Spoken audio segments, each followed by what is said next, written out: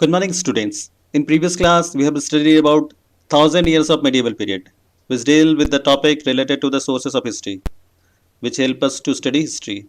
Right now, we have to move forward and enter into the next chapter, which is a regional kingdom of early medieval period.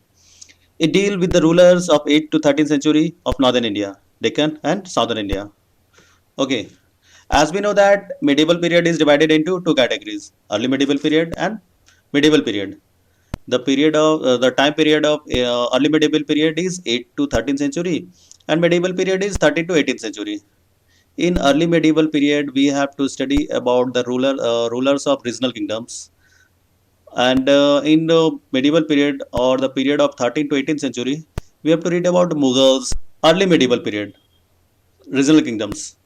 The early medieval period between 8th and 13th century saw a number of small kingdoms struggling for powers. जैसा कि हम लोग जानते हैं कि medieval period 8 से 13 century के बीच में बहुत सारे छोटे छोटे राजवंश आपस में संघर्ष कर रहे थे पावर के लिए. There were frequent wars among the kingdom of northern India and southern India. This led to frequent rise and fall of the kingdom. ऐसा कि हम लोग जानते हैं कि नॉर्दर्न इंडिया और साउथ इंडिया के बहुत सारे जो क्षेत्रीय राजवंश थे आपस में संघर्ष कर रहे थे, जिसके चलते किन्हीं का विकास हो रहा था और किसी का विनाश हो रहा था. The struggle between regional kingdoms confined the three northern three. जैसे कि हम जानते हैं कि जो तीन महत्वपूर्ण क्षेत्रीय राजवंश जो थे आपस में संघर्ष कर रहे थे नॉर्थ इंडिया में, डेक्कन में और साउथ इंडिया में. तो नॉर्थ इंडिया में के पालाज थे, डेक्कन के राष्ट्रकूटाज थे और प्रतिहाराज राजस्थान के थे. Okay, now we have to move forward and know about the rulers of northern India.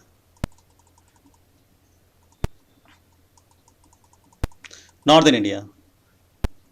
So we have to know about Northern India. Harshvardhana was the most powerful king power of Northern India. ऐसा है कि हम लोग जानते हैं कि Harshvardhan northern India का एक बहुत महत्वपूर्ण शासक हुआ था. He had a large kingdom in northern India. North India में उसकी बहुत बड़ी राज्य थी. हिज कैपिटल वाज कन्नौज और उसकी राजधानी कन्नौज थी. After his death several kingdoms wanted to establish their power over Kannauj. और ऐसा है कि उसकी मृत्यु के बाद में जो और भी राजवंश थे वो कन्नौज पे अपनी शक्ति स्थापित करना चाह रहे थे. वो कन्नौज से बहुत सबको लोगों को एक तरह से लगाव था, या फिर बोल सकते हैं कि कन्नौज की जो जमीन थी बहुत ही उपजाऊ थी, जिसके चलते वो एक धन्य दान का प्रतीक था. और every region of the rulers wanted to conquer Kannauj. तो इसी में एक संघर्ष हुआ. It was known as tripartite struggle for Kannauj. तो कन्नौज में संघर्ष अपना पावर स्थापित करने के लिए त्रिदलीय संघर्ष हुआ. Now we have to know about tripartite struggle for Kannauj. तीन महत्वपूर्ण राजवंश आपस में संघर्ष कर रहे थे. वो त्रिदलीय संघर्ष के नाम से जाना जाता है कन्नौज के लिए. Due to its prime location, Kannauj always remain the centre of attraction among the regional kings. ऐसा है कि अपने प्राइम लोकेशन के पे स्थापित होने के चलते कन्नौज हमेशा लोगों की आंख का सितारा बना रहा. Of northern India, north India के राजाओं के दौरान. Kannauj was located on the fertile northern plain. ऐसा है कि कन्नौज एकदम कन्नौज की जो जमीन थी बहुत ही फर्टाइल थी. फर्टिलिटी लैंड के चलते लोग उसमें अपना पावर स्थापित करना चाह रहे थे. And the town located here were rich and enjoy. ऐसा है कि लोग जो वहाँ पर शासन कर रहे थे तो वो राजवंश बहुत ही धनी थे, बहुत ही रिच थे. एंड एंजॉय फॉर फैसिलिटीज, और वहाँ पर जो भी सुविधा मिल रहा था उसका वो एंजॉय कर रहे थे.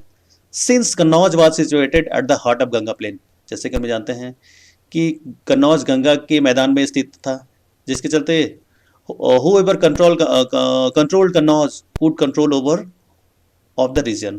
ऐसा है कि जो कन्नौज पे अपना पावर स्थापित कर लेता था वो पूरे नॉर्दर्न इंडिया में अपना पावर स्थापित कर सकता था. From the 9th to 13th century three powers. ऐसा है कि 9 से 13 सेंचुरी के बीच में तीन राजवंश आपस में संघर्ष कर रहे थे कन्नौज के लिए. वो कौन कौन से राजवंश थे? वे थे पालाज, गुर्जर प्रतिहाराज, राष्ट्रकूटाज. पालाज बंगाल के शासक थे, गुर्जर प्रतिहाराज राजस्थान के थे और राष्ट्रकूटाज डेक्कन के थे.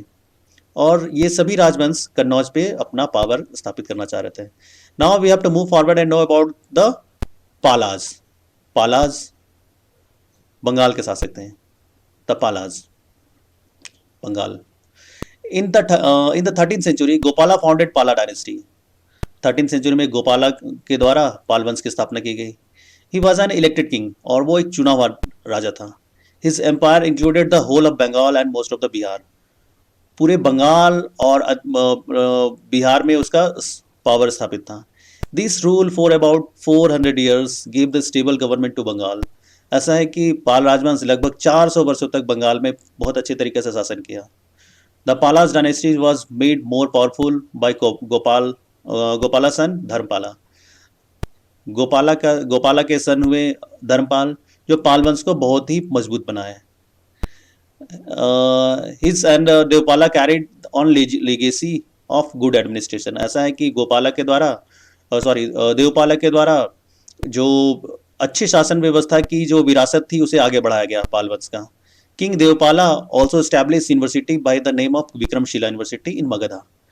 किंग देवपाला के द्वारा एक बहुत महत्वपूर्ण काम किया गया था एजुकेशन के क्षेत्र में.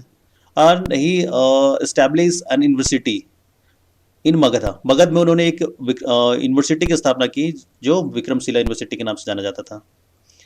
The mid 12th century Palas were replace by the सेनाज.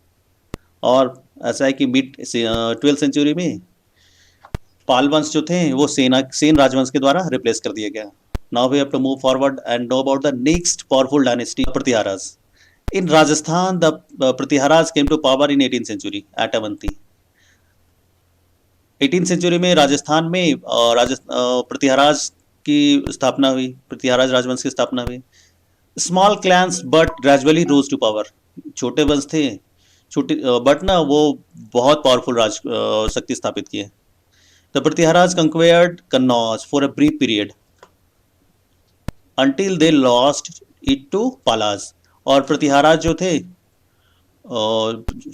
The Pratiharas conquered Kannauj. प्रतिहाराज जो थे कन्नौज पे अपना पावर स्थापित किए हैं फॉर अ ब्रीफ पीरियड, और अधिक दिनों तक, लेकिन वो अपना कन्नौज पे साम्राज्य स्थापित नहीं कर सके और बाद में पालाज फिर उसे वापस ले लिए. A powerful Pratiharas ruler Mihir Bhoja recovered his strength and regained Kannauj. ऐसा है कि पावरफुल और प्रतिहाराज शासक हुए मिहिर भोज, जिन्होंने फिर से पालाज से वापस ले लिया कन्नौज को. His son Mahendrapala expanded his empire. और ऐसा है कि महेंद्रपाल जो थे वो प्रतिहाराज राजवंश को और भी आगे बढ़ाए. Further Mahmud of Ghazni defeated Pratiharas. और बाद में होता है क्या है कि महमूद ऑफ गजनी का आक्रमण होता है प्रतिहाराज के ऊपर में in 10th 18th and thus the dynasty came to an end. और उस साम्राज्य का, पावरफुल साम्राज्य का अंत हो जाता है. Now we have to move forward and know about the next powerful dynasties and it was Rashtrakutas. Rashtrakutas ये महाराष्ट्र के शासक थे, डेक्कन रीजन के थे. The dynasty of Rashtrakutas ruled in north western Deccan with their capital at market.